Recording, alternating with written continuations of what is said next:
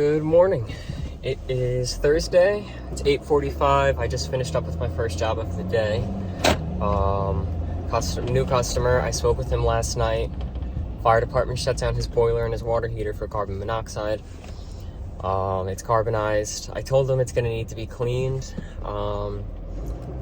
And he was like, well, can you just take a look first? And I was like, yeah, but it's going to be a service call charge. And then you're going to have to pay for the cleaning still afterwards.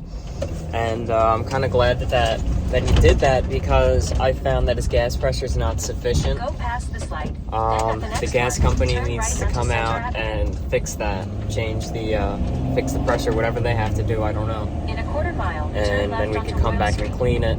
Likely a new gas valve. That's what we typically do when we have a carbonized boiler. And just see how it goes. But I have a clip or two that I'll show of that right now. Go past the stop.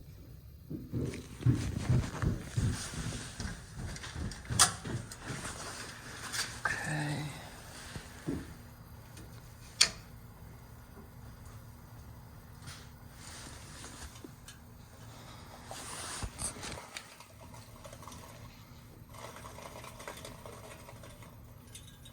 You can see the carbon falling.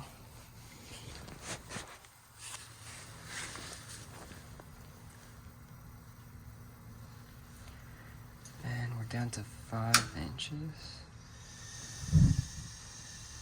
4.7.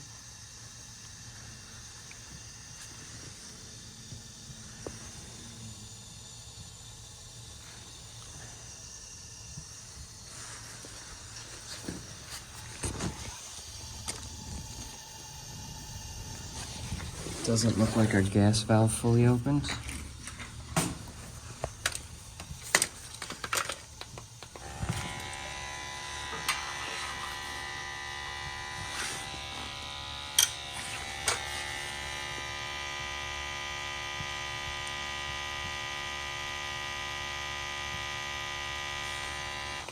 Yeah.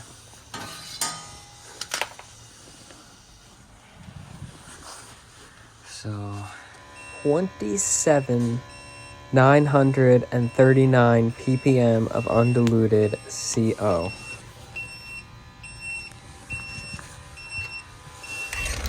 But I am headed now to my second job, which is a boiler maintenance, as well as a tankless flush on a tankless water heater. Turn left, then turn right That's in onto Franklin Center Square, Avenue. so about 30 minutes away from there. See if I get anything good to record. So here's the boiler that I'm doing maintenance on. I already cleaned the burners. I checked amp draw on our circulator. Customer says that in the colder days it does struggle to heat up, or he sets it to 70, but he only gets 60 in the house. I'm checking to make sure that all of our end switches are made on our zone valves, because maybe some zones are not making end switch and they're relying on another zone to make end switch. So we'll see about that. And this is the unit I flushed with our combustion analysis. It's Intergas. It's an interesting looking unit on the inside, but not sure how reliable they are. Okay, so there wasn't really much to record because it's just a maintenance, and the homeowner was helicoptering me the entire time, which was fine. He's nice, and he tipped me well. And now I'm headed off to another maintenance, a Baxi boiler maintenance. I've only seen very few Baxis. I fixed one time. They seem to be not the best of units. But we've been supposedly servicing this one for quite some time. It's in our system that we've been doing maintenance there. I don't think I've been there yet, so we'll see what's going on there, if there's any issues, or if it'll just be a regular maintenance. I just passed a 4-car accident too, like just on a regular road, not even on a highway. People are Stay in the right insane. lane.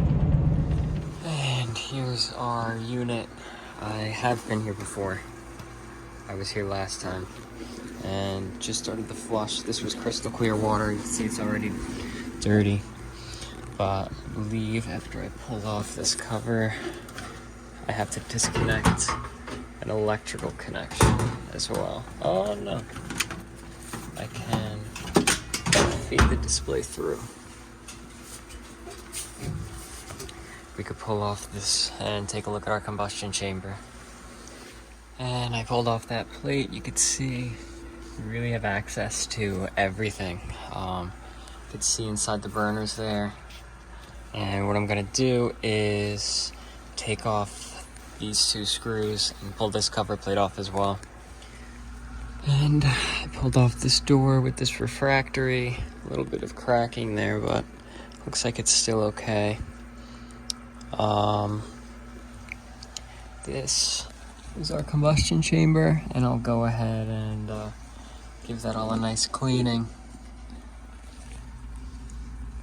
So it's really, really cool that you can pull it apart like this, and it's so simple. You can really make sure that it's clean and running well. Okay, so clean that all up as best as possible. Wasn't very dirty, but got a lot of that white debris off. Just helped the flue gases get by a little bit better and put the heat into the water a little bit better. You can't get into these areas down here, which is a pain, but it is what it is. Make sure flame sensors are nice and clean. And still going with this flush. And it's just dark water. I take my light.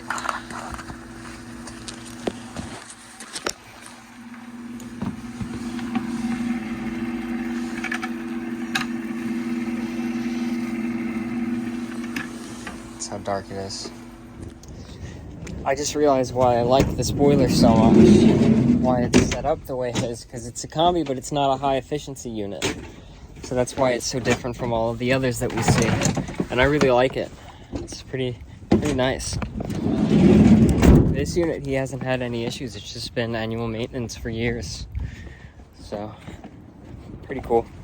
And got our combustion test. Tested hot water and space heating. We're good to go. Okay, so I finished up there and I'm headed to the shop. I'm around the corner.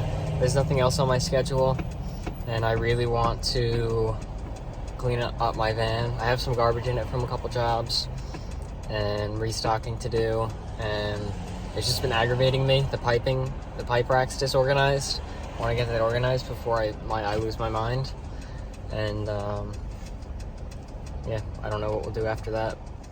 Before this video comes to an end, I wanted to mention that a subscriber of mine and a subscriber of Mike, who is in our group chat, is going to be posting his first YouTube video today.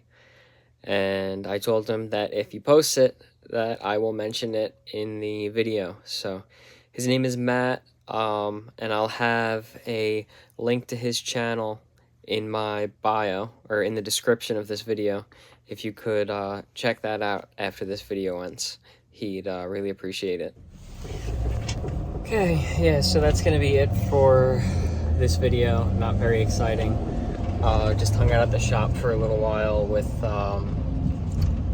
Peter, Dove, Mike, and other Mike. Got some very good news from Mike. Then the customer that I just did the flush on called because he had no hot water to his shower. Looks like it's going to be a shower body issue. So we're going to have to get that part in. But hopefully you enjoyed watching the video. Like the video if you liked it. Comment any advice or criticisms or feedback. And subscribe. Thanks for watching.